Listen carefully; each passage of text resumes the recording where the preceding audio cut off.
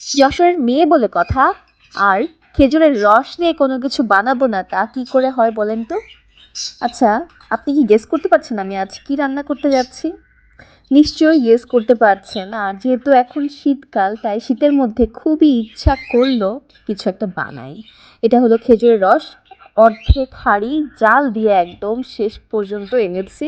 একটু ঘন হয়েছে মোটামুটি। নারকেল কুড়িয়েছি নিজের হাতে। অনেকে আছেন যে নারকেল কুড়ানোর ক্ষেত্রে একটু চিন্তা করেন, বাট আলহামদুলিল্লাহ আমার সেক্ষেত্রে কোনো সমস্যা নেই। আতপ চাল ভিজিয়ে রেখেছি আর দুধ জাল দিচ্ছি। এই তো এখন শুরু হবে।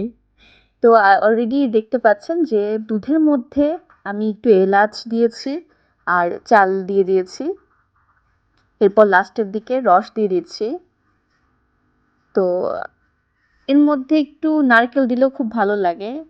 এই যে দেখতে পাচ্ছেন অলরেডি আমি কিন্তু সুন্দরভাবে লাস্টের দিকে চিনি ছাড়াই শুধুমাত্র রস দিয়ে একটা পায়েস বানাচ্ছি।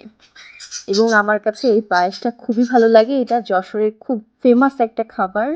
তো আপনারা কে কে যশোরের আছেন, অথবা যশোরে যদি নাও থাকেন, কে কে এই পায়েস খেয়েছেন তা কিন্তু অবশ্যই কমেন্ট করে জানাবেন। ওকে, আজকের ভিডিও এই পর্যন্ত। সবাই ভালো থাকুন, সুস্থ থাকুন। আল্লাহ হাফেজ।